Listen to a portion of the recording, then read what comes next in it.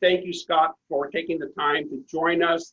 We are soulmates and professional mates in this crusade to help people understand that hope is not a feeling, but it's a strategy. So tell us a little bit about the Association of Washington School Principals and a little bit of your background of how hope became part of that compass that you use not only to navigate your own life, but to help schools navigate their support for students. Yeah, and I think I'll go way back to my early days as an assistant principal. I worked for a fairly large comprehensive high school, and one of my assignments was to be the truancy court rep for the district. So I spent what it felt like an equal amount of time up at our juvenile detention center meeting with kids and families. So that was my first introduction to kind of what it looks like for kids that are living without hope, and how just simple acts of instilling and speaking hope into the lives of kids who were feeling hopeless was really the spark for me. I was a high school principal for 15 years. I call myself a recovering high school principal still. And during that entire time of leading and working in a school, I just led with hope, and hadn't even met you yet, or this idea of hope. I just felt like, isn't that what we're supposed to do in the system, is have incredible positive relationships with kids that are built around unconditional love, and instilling, creating hope in them for a positive future.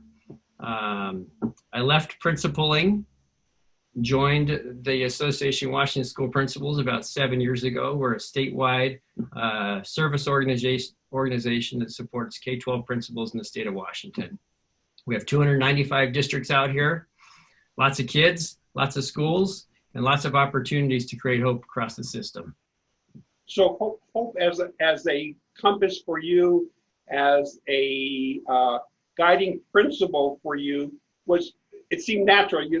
Your point was, I thought this is what we're all supposed to do.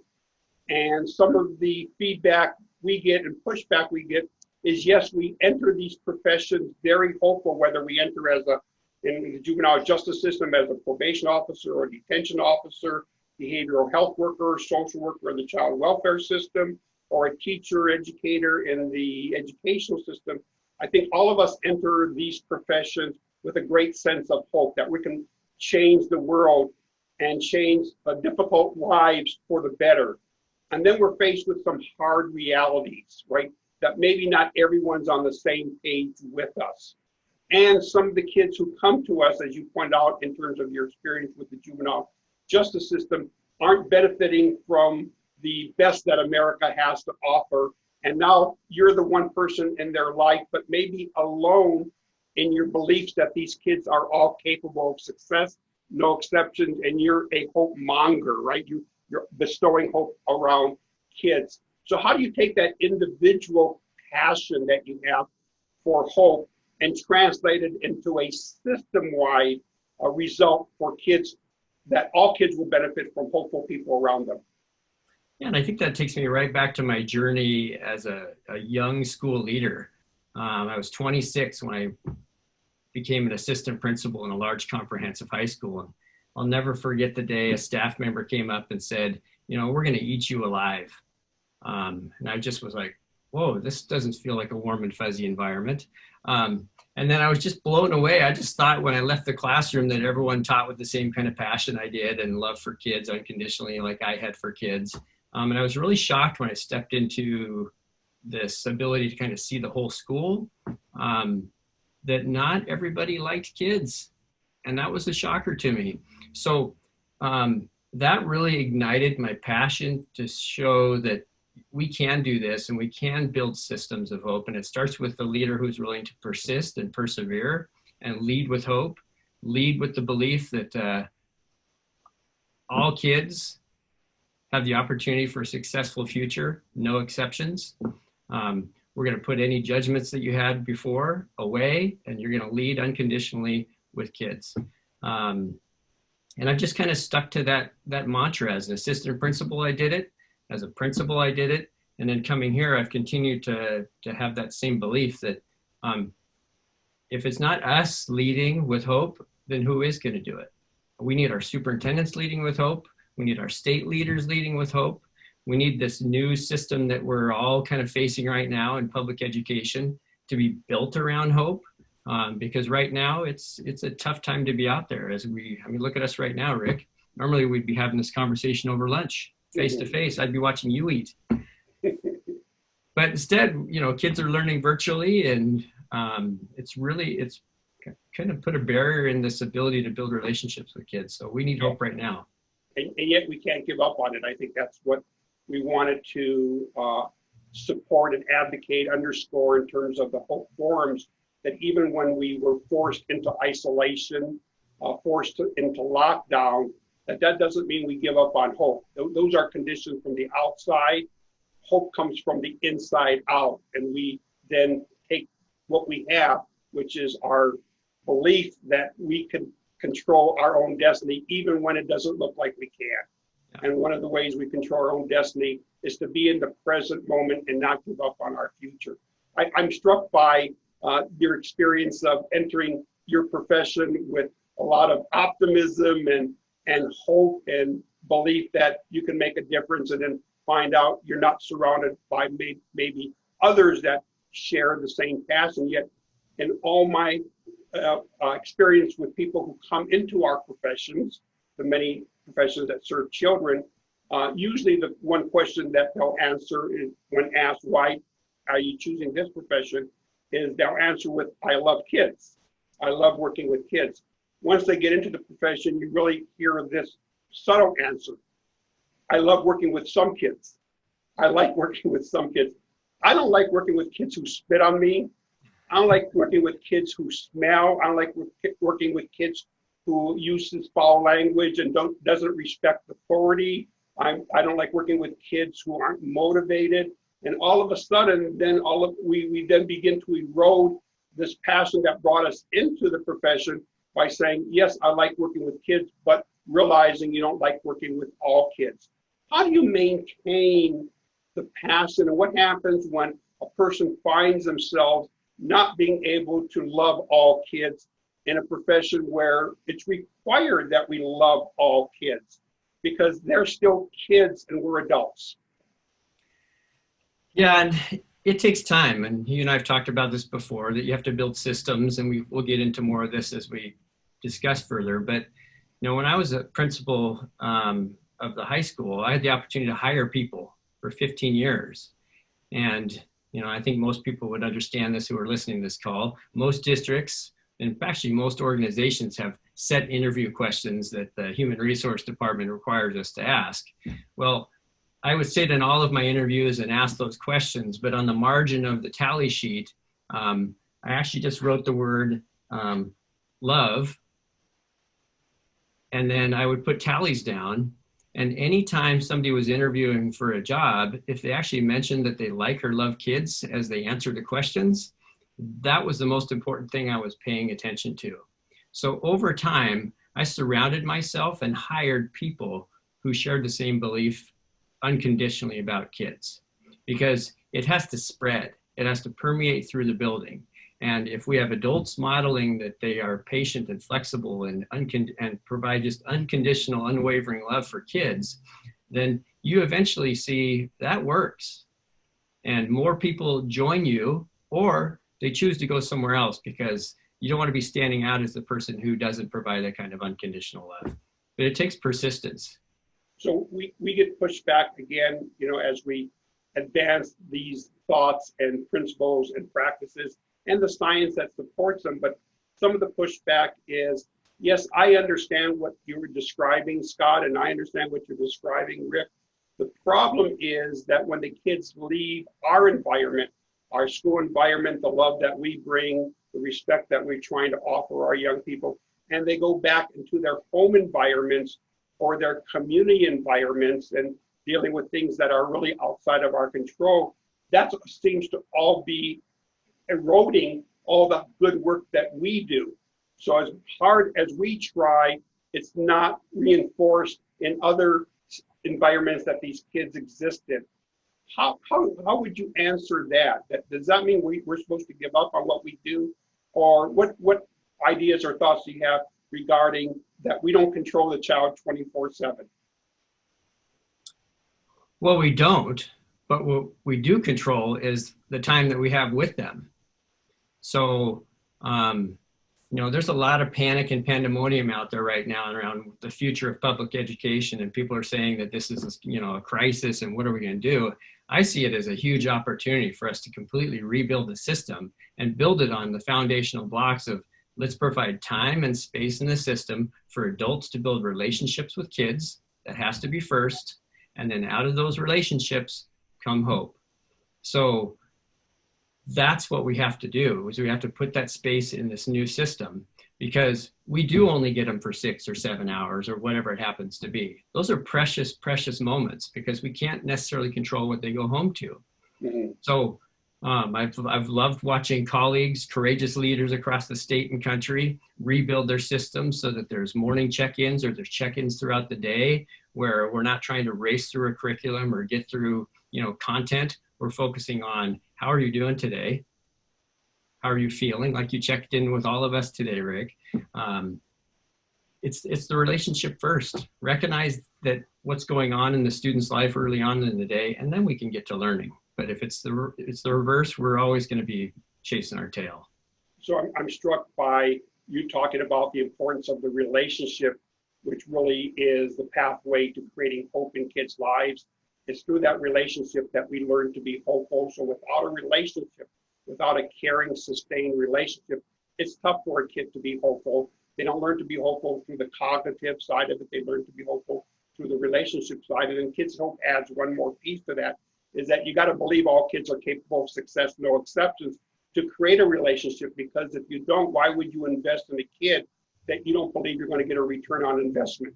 So sometimes we back off unconsciously in really committing ourselves to a meaningful relationship with the child, because we don't think we're going to get paid back a dividend from that kid doing better in life because of our involvement with them.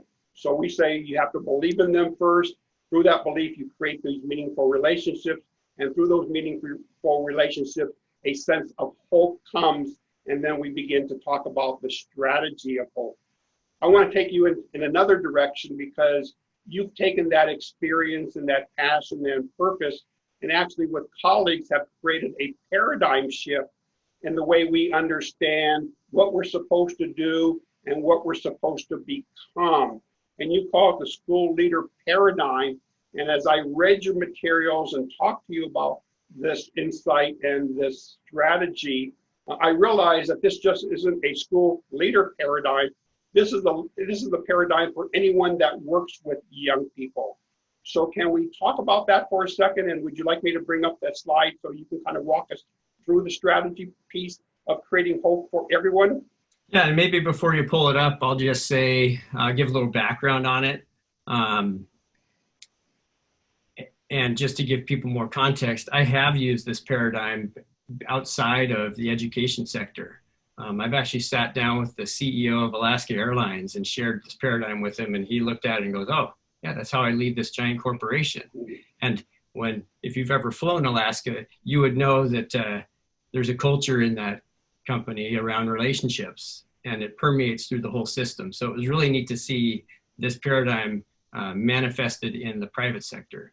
I've used this paradigm in law enforcement, and social health systems and departments. So it's about leading a culture of hope, regardless of the organization. So if you want to pull it up, we'll walk through. Absolutely. Once we kind of figure out that that's the magic, sauce, right? Then everything else seems to have meaning when we default to trying to run it through our bureaucracies, not just through our cultures. And I know you're going to talk to us a little bit about cultures and climate and the differences and the difference between leadership and management. So we have a lot to talk about. Let me pull up the paradigm schematic diagram so you can walk us through that. So I think it's here. Let me share. And let me take it one step further. Oops, what's happening? Why isn't my slide advancing? Hold on, Scott. One more try. Okay, I may have to bring up the older one, Scott, but I think we can make it work. Okay. Are you able to see that? Yes. Okay. So quick little background is in Washington State, if you look at the right-hand side of the paradigm, those three circles of culture, systems, and learning, that's what we had been building our professional learning around to support school leaders. It starts with creating a culture in their buildings. And in my case, it was always around a culture of hope and relationships. Assessing and rebuilding, destroying, eroding, whatever the systems to support that culture. And then out of that, you're also pushing on the learning of everybody in the system, including the leader. Well, I was sitting down with one of my colleagues, and I noticed that we have people from Illinois on this webinar, which is awesome. The executive director out in Illinois, Dr. Jason Leahy, a great friend of mine, he and I were talking one afternoon about the paradigm that he had been building in his state around the leadership attributes, which is the left side. So what is it about somebody's personal intelligence, social intelligence, and systems intelligence that makes them an effective leader? And I can fast forward time, 2 years later with lots of people involved, we ended up with this, this perfect marriage of a leader on the left side who's always becoming, who's always reflective, who starts with the first finger pointing back at themselves when things aren't going well. That's assessing their personal, social, and systems intelligence. And balancing that with the leading that they're doing on the right, around leading culture, leading systems, and leading learning in this constant state of change and leading inquiry in whatever the organization. I don't care whether you're talking about a giant corporation or running a schoolhouse. This is leadership. It's the balance of becoming while doing. So I'll pause and come up for air.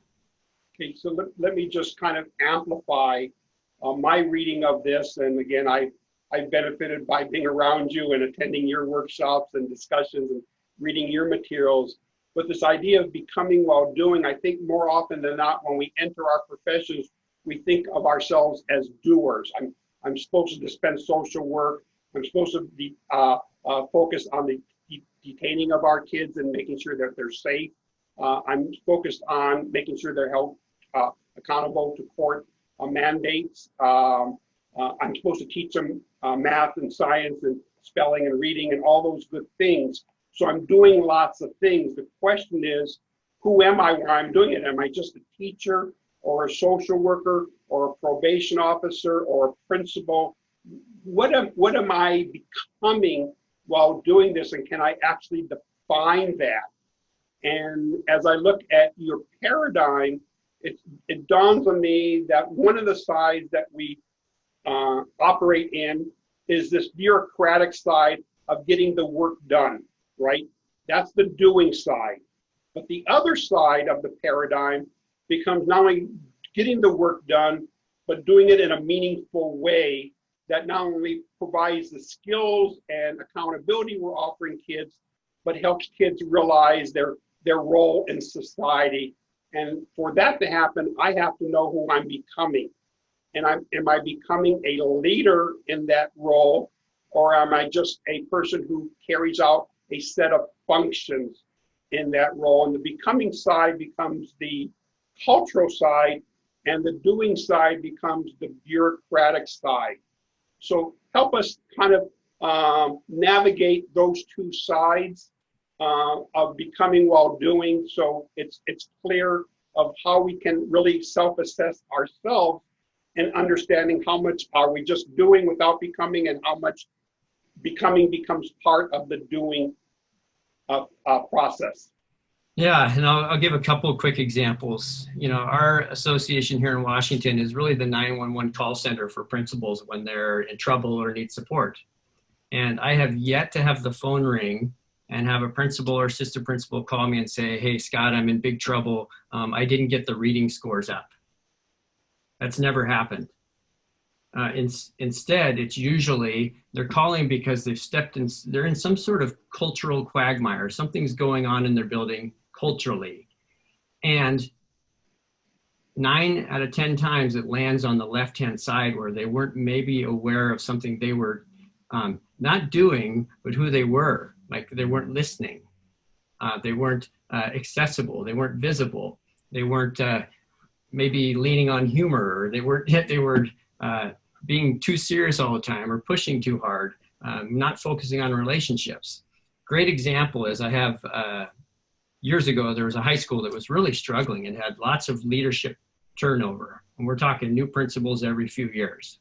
And if you look at the outside of this paradigm, that is a school context that this new principal is going to have to step into. The adults in that building were used to leadership turnover. So what kind of person do you need to step into a school like that? Somebody that's just going to come in and start doing?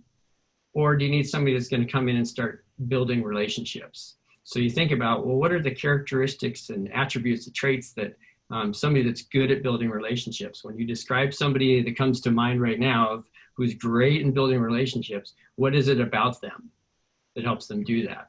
So a friend of mine took this job. He knew what he was signing up for. I watched him step into that role, and about 2 weeks into the school year, and I'd already heard through the grapevine that things had turned around in the school. It used to be toxic, negative, lots of complaining, lots of talk in the community, which is that community context up in the right-hand corner of the paradigm. 2 weeks, I'd heard that it had already changed. So I called him up and said, hey, what did you do? I'm hearing great things already in just 2 weeks. What did you do? He goes, oh, I just went out in the hallway and hung out with kids. Every day, all day, I'm just in the hallway hanging out with kids. I'm high-fiving, I'm getting to know them, I'm changing different places in the building, I'm just everywhere, all day I'm out with kids. So what is it about him, in this case, that we could probably all jump to conclusions about or draw connections to? What is it about him as a leader? How would we describe him? I mean, if we had to guess, Rick, what words would you use to describe him? I think compassionate, passionate, purposeful, right? I think those are the three that titles, the expressions come to mind immediately. Yeah. So I'm sure there was a ton of pressure on him to go in there and fix the adults. You know, they're mean, they've given up on kids, put new systems in place, change the schedule, put high expectations. Well, if he went in there, he would have been run out of town in less than a year. But instead, he went and just said, I'm going to start with building relationships with kids. I'm going to show that I'm caring, I'm compassionate, I love kids unconditionally. All kids, like you said earlier, Rick, not just some of them, all kids, regardless of the behaviors that they're exhibiting, he was there. And I'm seeing some of the words used in the chat there. You bet. He was present in the hallways every day. And by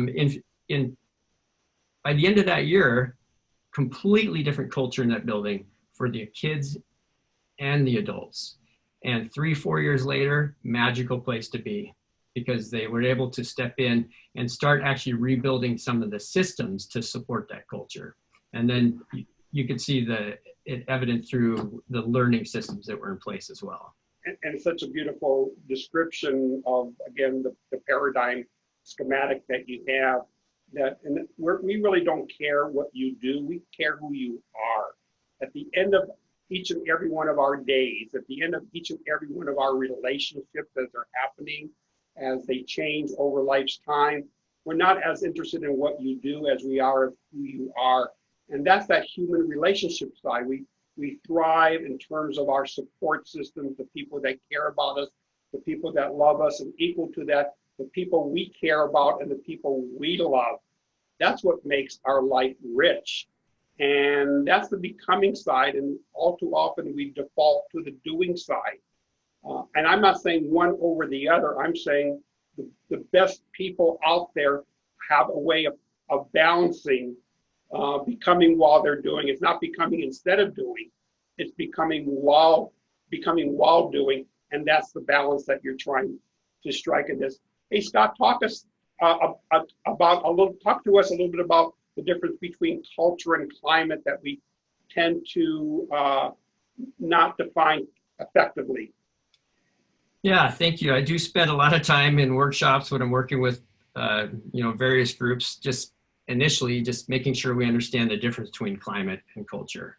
And it always blows me away that those words are used interchangeably all the time. So I think it's important that people understand there is a huge difference.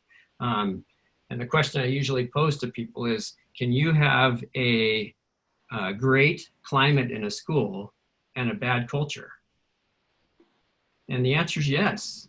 You know, everybody can have a facade up front, like everything's peachy and rosy, but they're not pushing each other to do right for kids. Then that means the culture isn't great. So climate is often described as, the weather. It changes daily. It depends on what's going on in the world and the organization. But culture is how you weather the weather. So it takes time to build that culture. It takes getting the right people with the right mindset in the right space, all working for the right purpose in the right direction. And culture is not something that you come in and do overnight. Culture has to be built around trust. And again, here's my favorite R word that I seem to use nonstop, relationships. So I don't care what the organization is, again, private sector, government sector, school, leaders need to come in and build relationships first, because that's what starts to work at the culture.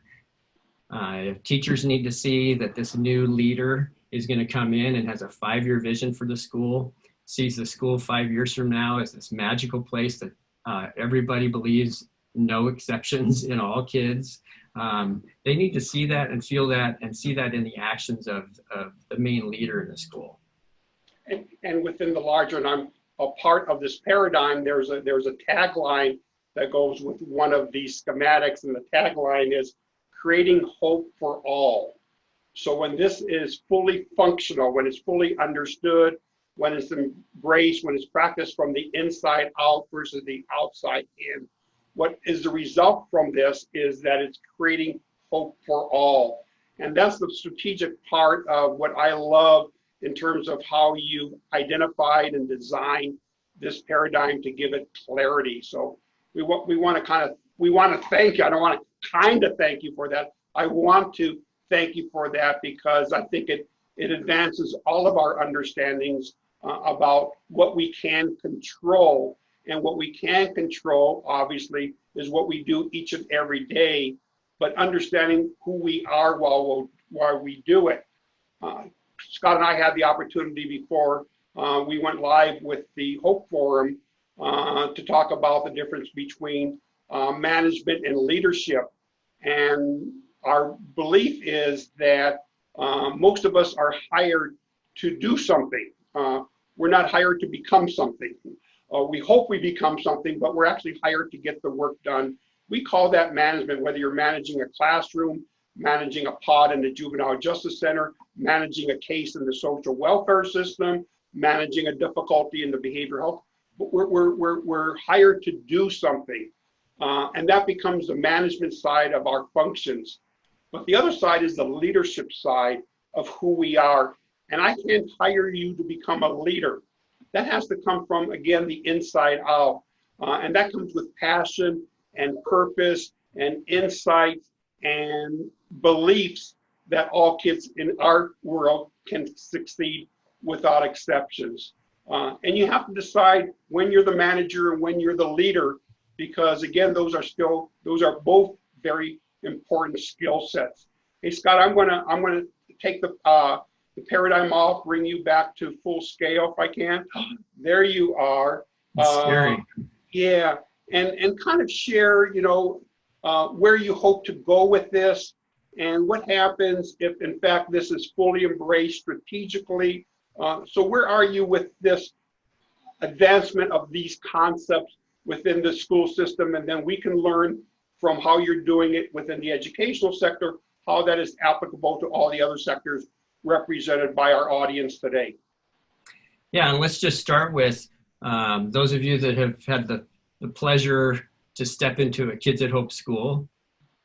You've seen what it looks like, where the kids have smiles on their faces and hope-filled eyes, and so do the adults. So we know it works.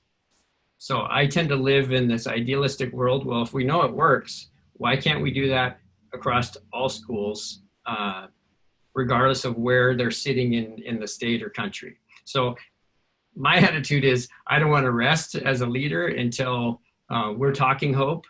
The people here in my state, they probably run when they see me coming, because they're like, oh, great, here he comes again. He's going to talk to us about hope and relationships. But why aren't we building this new system that we call education around hope and relationships? So as an association, we're pushing that. This paradigm is the foundation of all of our professional learning for school leaders. I'm also sharing it as the other sectors that we've talked about. My dream is that it's the common language that we use across the system. My dream is that we're not measuring schools based on test scores and standardized testing, but we actually are measuring them on the level of hope that kids and adults are feeling in the system. I should clarify that this school leader paradigm, again, was not created by just me. It was a group of people, and it's neat now to say that my colleagues in New York and New Jersey and Wisconsin and Illinois and Indiana and Missouri, we're all embracing the hashtag Create Hope and using this paradigm. I can go to Wisconsin and attend a professional learning event for school leaders out there and see the paradigm, which is awesome. So now we've got this kind of consistent language happening across the country. And again, Rick, you know me, I'm like you. I won't rest until we've spread this gospel of hope everywhere. Yeah. So for those of you that are new to Kids at Hope and new to the language of hope science and how we're basically examining and exploring it from all different aspects, so we have a good handle. Let me give you a clear definition of hope from a scientific perspective, and you'll see how easily it blends into a cultural understanding. That hope is always about the future, right? And we define the future as 4 destinations: home and family, education and career, community and service, hobbies and recreation. We want to make sure that you have a understanding of when we talk about future, it's not abstract, it's concretized, right, in that regard. So helping kids understand when we say future, what are we talking about? We're talking about their home and family, their education, career, their community service, hobbies, and recreation. The hope science piece of it says 3 elements have to exist for hopeful people to be hopeful. If they exist, you're hopeful. If they don't exist, any one of these are missing, you're missing or lacking hope. And they are: hope contains goals. You're at point A, you want to be at point B. Hope contains pathways. You're at point A, you want to be at point B, you have to have a plan to get there, and sometimes the roadways are blocked, there's obstacles and detours, so you have multiple pathways. You don't give up on the goal. You may adjust it, but you don't give up on the goal. And the third thing is hope has energy. We call it that agency. You're motivated to pursue it. If you're missing any of those 3 elements, goals, pathways, or agency, or energy, then you have something else, but you're not hopeful. You may be optimistic, you may have self-efficacy, right? You may be resilient, but you're not hopeful. So when we talk about hope, it's an action process. It's not a passive process. Optimism is passive. It's thinking about things will get better. Hope makes things get better. And that's kind of how we distinguish the two. Hey, Scott, we're going to open up for questions and answers, right? I'm sure we've generated quite a few of those. I'm going to turn this portion over to Kim, and she will moderate what thoughts and are coming from our participants this afternoon. Kim? Yes, good morning, good afternoon, everybody from Arizona and from Washington, where we're beaming in from. I'm going to start with just the first question that came up because we have people from all sectors here. And Adora asks, do you have any words of wisdom for school bus drivers? Yeah, Adora, I would say, to me, that's super exciting, right? So you're the first face that kids see. And I'm, in many cases, you know, parents are gone. A lot of kids are getting up on their own. So you might be the first adult face that kids interact with. So what a huge opportunity to be a face of hope for students. So for bus drivers, I mean, if I put myself in your shoes, I would equate it to the principals that I see that are standing out on the curb doing high fives and fist bumps for kids as they're getting dropped off. I don't know what the rules are as far as bus driving, whether you're allowed to leave your seat or not, but let's say you are. I would say you're down there fist bumping every student coming on the bus, and you're asking them questions about how their night was, who their favorite person is or favorite teacher. You're just getting to know students on a daily basis, because all of a sudden you become a leader of relationships with every single individual that gets on the bus versus the bus driver. So it's a huge opportunity for me, for you, I'd say. Scott, I had the wonderful experience visiting your beautiful state, the Evergreen State. And I was asked to come to a school right before the school buses arrived in the morning to drop off the students. They wouldn't tell me why they were inviting me to get there that early, but they said, trust us, please show up before the buses arrive, which I did. And then what I realized as they walked me through the process is that when the buses pulled up to drop the students off, the bus drivers recited the Treasure Hunters Pledge to the kids.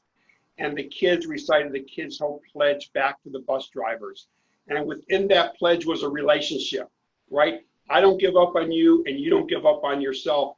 And the bus drivers being that first person to represent the educational system each day for many youngsters was part of the school culture, not apart from the school culture, apart from the school culture. One last piece to that is in our early advancement of Kids Hope, as we were being launched and we started doing trainings. Now we've trained over 85,000 people. But in those days, when we got to 100 people, we were pretty excited, right? That 100 people were learning about what we've discovered in our research about hope. And so one of the first hundreds that came through our training program, when I introduced it to a superintendent of schools, was the bus drivers. He had all the bus drivers be trained in Kids Hope before he had the teachers and administrators. He had all the food service workers trained before he had the teachers and administrators trained, because he understood that a culture includes everybody. A culture doesn't exclude anyone. So if it takes a village, which it does, then you invite all the villagers and the bus drivers and the cafeteria folks and the custodians and the teachers and administrators are all part of the village. No one's excluded. Yeah, and Rick, what you've heard me say it before, but I got rid of that word, you know, there's bus drivers and cooks or whatever. Everyone was part of the staffalty. Yeah. And I made sure that our bus drivers, when I was a principal, had the same staffalty shirt as everybody else with our slogan and colors. So yeah, it's important. Okay. They were identified as villagers, not separate from the village, a part of the village. Yep. Kim? Yes. Somebody is asking. Somebody Scott, used the word staffalty. They're all staffalty. Yes. I love that. That's cool. So from your experiences, Scott, or Rick, do leaders struggle with letting go of some systems, i.e. some typical traditional aspects of schooling as we know it, that really are contrary to the practices of hope, and how do you help them let go? Scott talks about this constantly, so I'm gonna let him run with this one. He just does a great job. Scott, that's your question. Yeah, this is, you know, we need more time to really address this question, but this is really the biggest barriers is how do we let go of old antiquated systems that we've, you know, traditionally done. And I'll just cite a quick one is high school bell schedules, for example. We continue to shove our students mostly into high school bell schedules that have been in place for decades. Well, Making a kid go through 6 or 7 periods during the day with massive amounts of transitions and a fast pace, where's the time and space for relationships? It's not there. So that's a great example of how do we get people to think differently around what we've always done, because hope needs to be at the centerpiece. Yeah, what I'm interested in terms of bureaucracies versus cultures is the perfect bureaucracy, no thinking's required. In a perfect bureaucracy, the rules, the regulations, the systems, the processes are clearly laid out. All you have to do is follow the rules, the regulations, the policies, the plan, and things will go well for you. Until you introduce the independent variable, and that's the human a part of that, right? It's our passions and our purpose, which cannot be defined by the bureaucracy, can only be identified by the culture in that regard. So bureaucracies hold on to their design because that gives them clarity whether they work or not. It's just a way of delivering work and dividing the tasks. But cultures allows us to rethink everything. And so your point is well taken. You know, sometimes we just have to redefine what we do and how we do it. And well, you got to get a team of believers. Yeah. Believers in hope. Yeah. To be the drivers of the school. You can't do it alone. You got to build that capacity. It's the old Albert Einstein statement, you know, continue to do the same things you've always done the same ways you've always done them and expect different results is the definition of insanity. Bureaucracies force us to continue to do the same thing we've always done because there's a certain level of security in doing that. The unknown happens in terms of our imagination and our creativity. Yeah. Kim? Okay. Jonathan is asking, Scott, do you have an exercise for helping colleagues see their blind spots as they become hopeful for all students? And I think along the same lines, Arthur adds, how do we address our implicit biases as teachers, school administrators to help build authentic relationships with students so we can have a good culture and climate in our schools? And can you give any examples? Yeah, isn't that the crux of all of this, is getting the adults to be those reflective leaders. And that's what we love about the paradigm, is it really forces all of us to land on the becoming side. So it starts with the learning leader. And when I say the leader, I'm talking about any faculty in the system. So you start with looking in the mirror. So one of the best like simple data, and I know Rick's seen it before, is that any data that generates the I versus they statements, like I believe in all kids, no exceptions, but my colleagues don't. Well, that is gap data that really shows what the expectation gap is in the building. So starting there is a great way to do it. But you know, there's a whole, this would be a whole other webinar about how to get the adults to reflect and think about themselves first. But that's where I would start. It was the I, they data. I'm just giving quick answers, Kim, because I know you can't kick Rick under the table. I appreciate that. And there are a lot of questions there. Yeah, I think everybody appreciates that. Heather's asking maybe the hardest question of all. Do you have any words of wisdom for teachers who are just plain tired in April? Yeah, and it's that sprint from January to spring break and spring break to the end of the year that I think is the hardest time for teachers. So and this is kind of back to Rick's comment, we have, as adults, have to give ourselves permission to have a little fun, to slow down. Let's build time in the day or in the schedule to do relationship-oriented activities. There's so much pressure on teachers and everyone else in the system to get to the end of the curriculum or teach to that test at the end of whatever the time period is. But again, kids need the relationships. They need time to connect with the adults. We need space in there for them to get to like really dive deep into what's going on in their lives and how can we fill the gaps. So any activity that's relationship focused is what my recommendation would be. And I would add to that we need to remind ourselves that there are wonderful things that continue to happen. Sometimes we're overwhelmed with all the challenging things. We forget about those simple little expressions of gratitude and of love and of support that we get. But because we're overwhelmed with everything else. One thing that I would strongly recommend is a daily gratitude journal, a daily hope journal.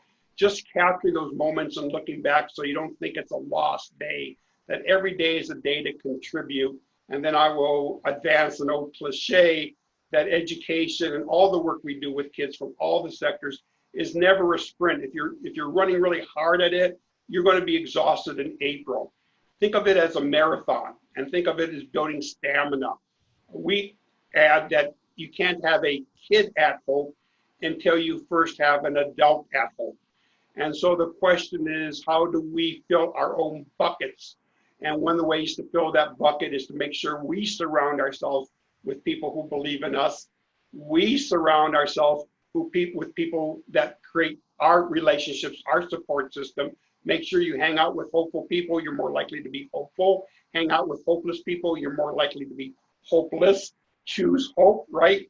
And that we should be time travelers. We should be able to identify the destinations that we want to be in 3 to 4 years and kind of have a plan to get there. So to create a kid at Hope, you first have to be an adult at Hope. To be an adult at Hope, you control your own destiny in that regard. All the other things are just stuff that happens to you, but really you can control your own life.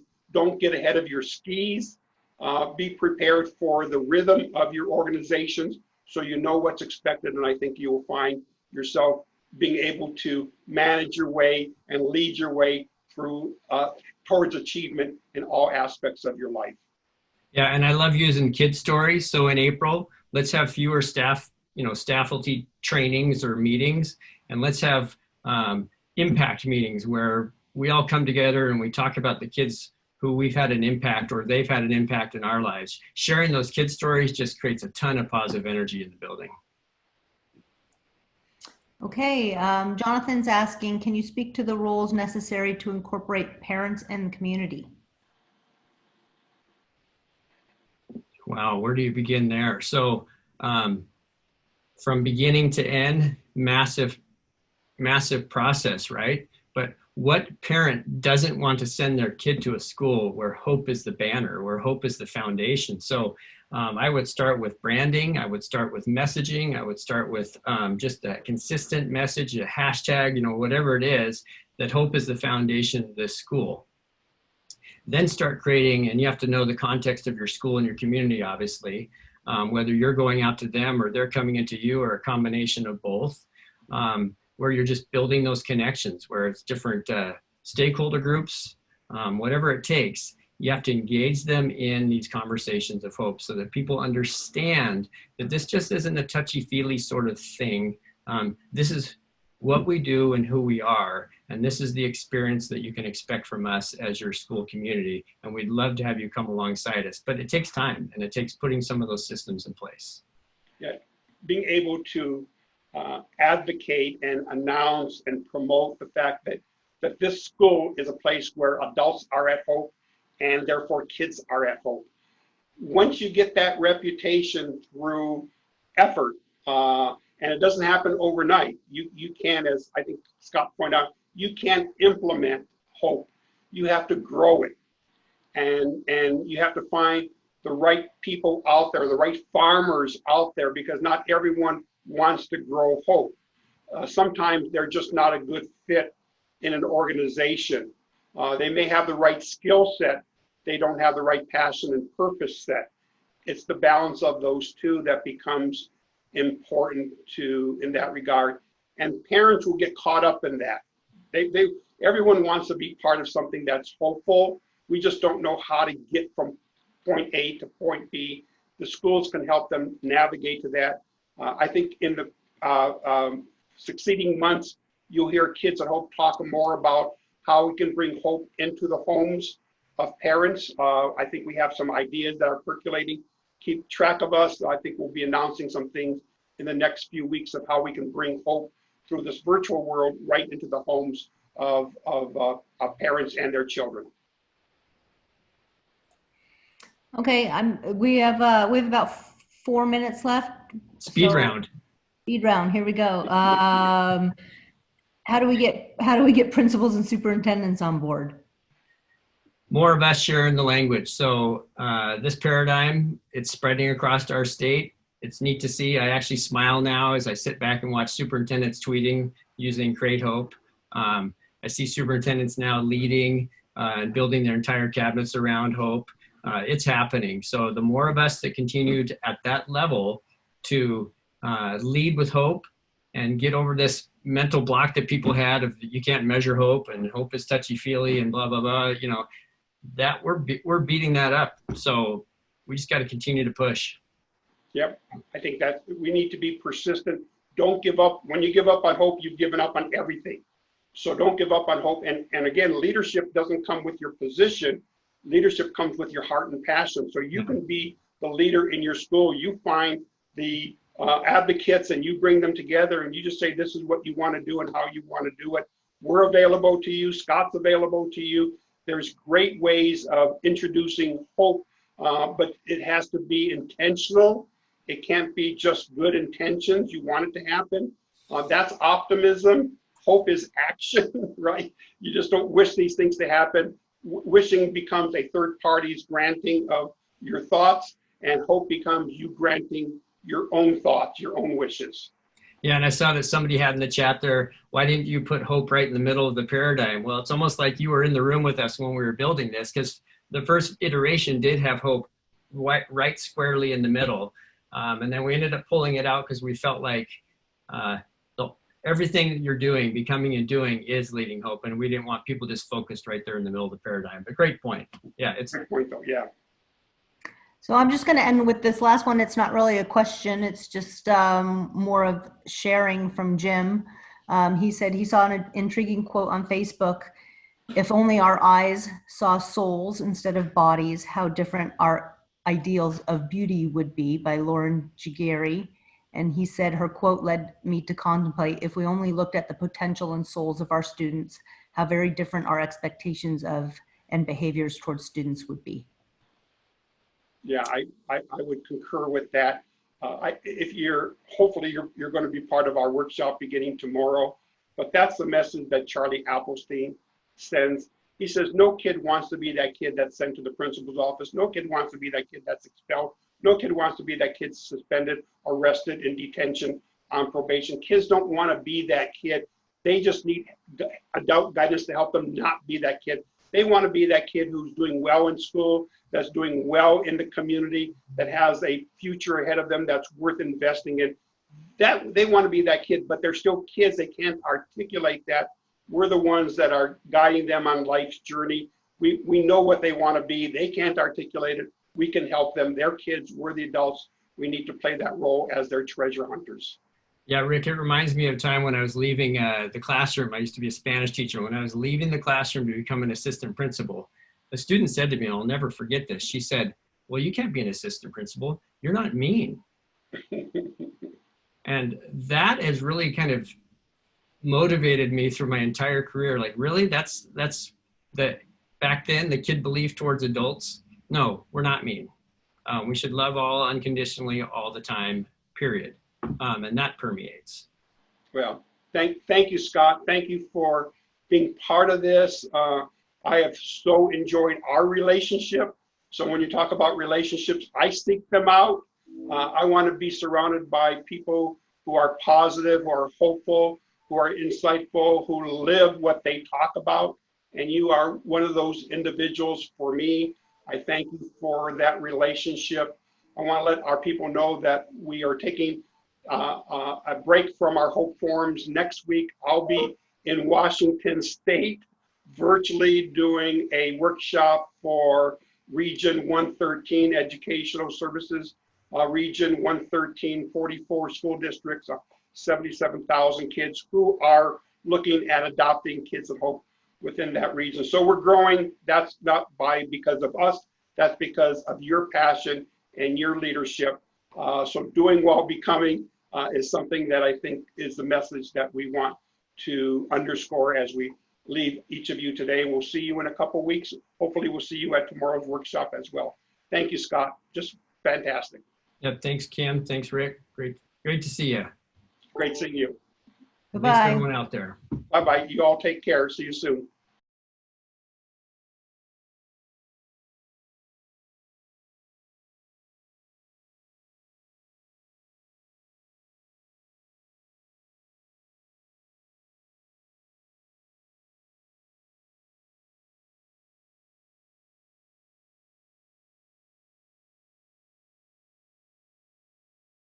you.